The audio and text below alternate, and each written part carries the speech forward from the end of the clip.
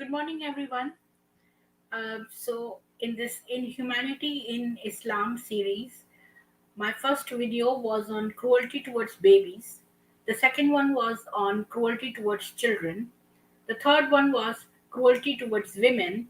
And I'm doing this one on cruelty towards the old. So, many Muslims say that Islam is so nice to old people and to women. Women we have seen. Now let's witness what kind of good behavior they have towards the old people. So I would share with you.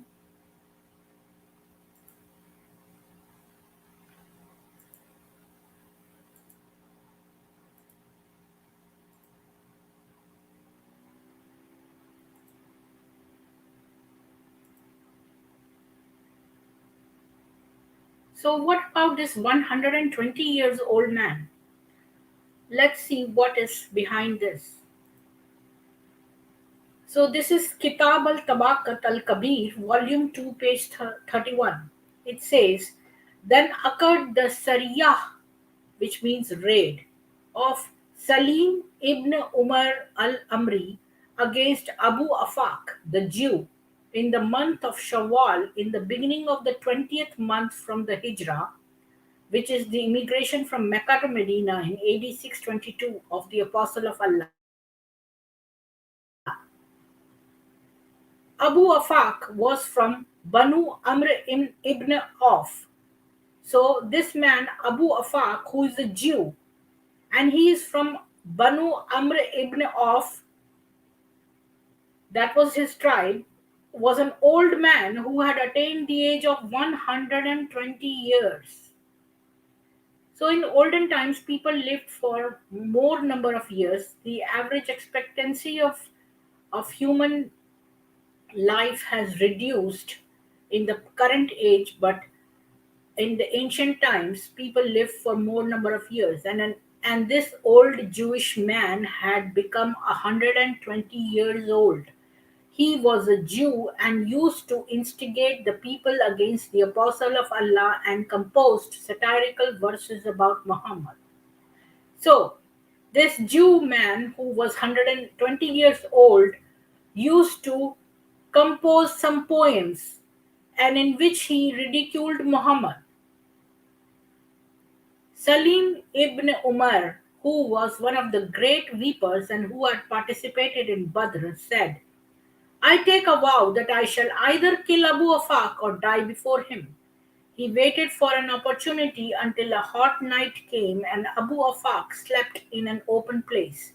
Salim ibn Umar knew it, so he placed the sword on his liver and pressed it till it reached its bed. The enemy of Allah screamed, and the people who were his followers rushed to him, took him to his house, and interred him. So, this man who is in the gang of Muhammad, called Salim ibn Umar, who had participated in the Battle of Badr, he took a vow that he will kill Abu Afaq. And in the night, when the night came, and this man Abu Afaq, who was 120-year-old Jew, he slept in an open place, which Salim Umar knew about it.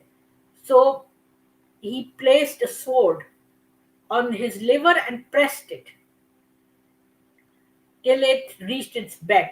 That means it went through his body, and that old man screamed. Can you imagine so much savagery just for writing a poem? Um, if in Sanatan Dharma, it is always that even in a battle, a horseman fought with a horseman, a man on his foot will fight with a man on foot, a man on an elephant will fight a man on an elephant, and people who are verbal should be fought with verbal, uh, similar verbal phrases. If a man is only speaking something nasty about you, you only have a right to speak nasty about him. It's verbal versus verbal. But here, this old man, they did not even think about his age, about they have absolutely no respect for the old, and the brutality of killing that he put his sword and passed it through his body till it reached his bed, meaning it went through his body and touched the bed on the other side. So here we see what kind of respect they have for 120-year-old man. He was not just an ordinary old man, he was such an old man. He should have been respected. Circumcision. Now, once you become a Muslim, you have to get circumcised. So they don't, okay, for children. But what is the need of circumcising an adult grown up man? Let's look at this book. Um, One, it's Hadith 8. It says, it is reported that Al Hassan said, "Are you not astonished by this man, Malik ibn al Mundhir? He went to some of the old people of Kaskar who had become Muslim and examined them, and then commanded that they be circumcised, although it was winter." So, this hadith is a chain of narrations, and it is reporting that Al Hassan said, uh, that "Are you not astonished by this man, Malik ibn Mundhir? Malik ibn Mundhir is such a cruel man that he went to some of the old people of Kaskar. They were old people, and they were recent convertees to Islam, and they became new Muslims. And he ordered that they should be circumcised, and it was winter. And there are no hospitals then. They used to use crude devices for circumcising people. They did not care whether it was winter and whether these people were old. I heard that some of them died.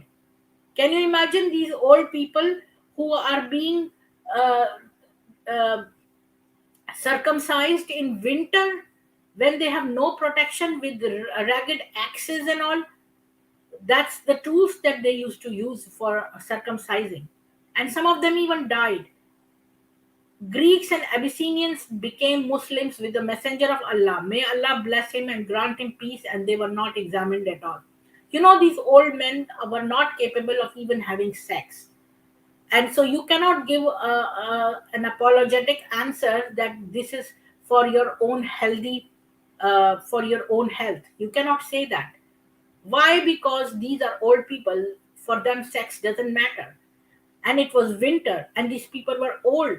But despite that fact that they were circumcised with crude things, and these things are so shocking.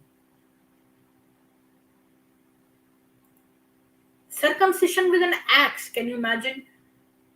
This is Sahih al-Albani. It's book 1, Hadith 1. Actually, for the English, it is book 53 and Hadith 1244. It says, Abu Huraira reported that the Messenger of Allah, may Allah bless him and grant him peace, said, Ibrahim, may Allah bless him and grant him peace, was circumcised when he was 80 years old. So Ibrahim was circumcised when he was 80 years old, and Muhammad knows about this. Because Muhammad is saying, narrating this, that Ibrahim was circumcised when he was 80 years old, and he was circumcised with an axe called kadam. So you can imagine the horror of how you would circumcise an old man who has nothing to do with sex. You would circumcise him with something as crude as an axe. No, this is nowhere near to kindness. On the contrary, it is brutality and sheer fanaticism that you want to circumcise old people who have nothing to do with sex. So you cannot say that it is good for your sexual things or not. You cannot simply make any answer for that. So this is cruelty beyond imagination.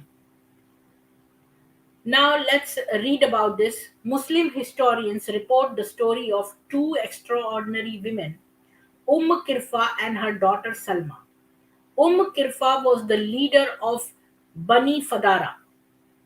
So this Kirfa is an old woman and she has a daughter called Salma.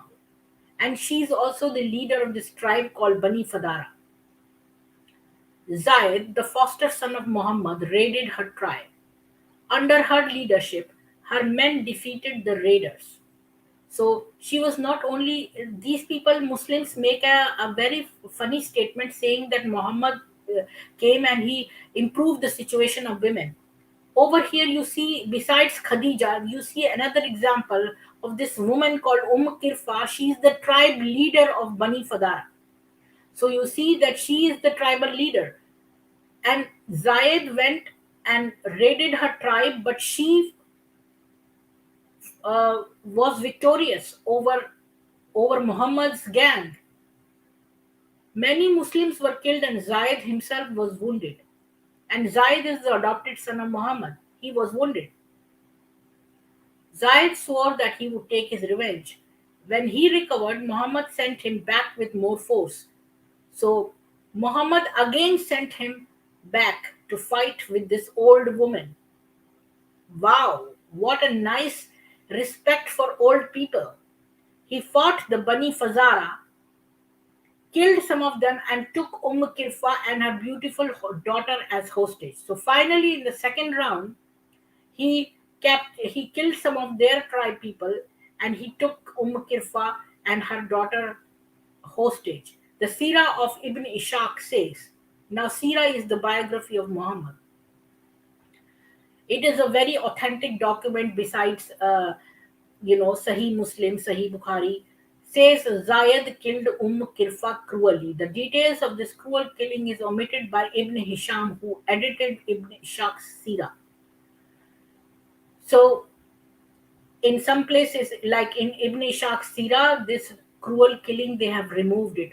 There are so many verses which have been removed in Quran as well because they were not to the taste. But what remaining is so awful that you can imagine what removed must have been like. The cruelty and the extent of uh, atrocious things that these people did, barbaric things, must be written in those that they themselves felt it and removed them. Anyways, it is still there in Tabari, and where we can read that Tabari explains that her legs. So this is talking about Kirfa, who is an old woman, and Muhammad's son has tied her legs to two ropes, and each rope was pulled by a camel until she was ripped in two. Can you imagine this way of killing an old woman? Ibn Ishaq says she held a position of honor among her people. And the Arabs used to say, had you been more powerful than Kirfa, you could have done no more. That means she did so much for the tribe and she held a position of honor. So she was an honorable woman who was old and she did a lot of good things for her tribe. That Arabs used to say that if you were in a position as powerful as Kirfa, you could have done no more. So she was a lady, an old lady of honor, and still they killed her brutally by pulling her legs in opposite directions. Such was the courage of this woman that she became a legend among Arabs. And Kirfa's daughter Salma was enslaved. So you can see that these women were so honorable. She was killed in a very, very cruel manner. So now you can say with confidence that Muslims were extremely cruel to old people, whether it was an old man, a 120-year-old man, or doing circumcision in winter, for old people who had nothing to do with sex, and for killing old women as well, very, very brutally. Who kills a woman by tearing her apart in two pieces, ripping her apart? Who is so cruel? That's like pure evil himself has come as an avatar. So Muhammad is a avatar of pure evil. I can say that with confidence today.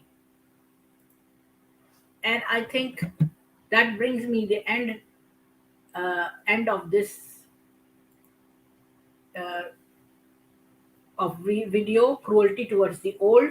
And now you can know that Islam is has been extremely cruel to old people.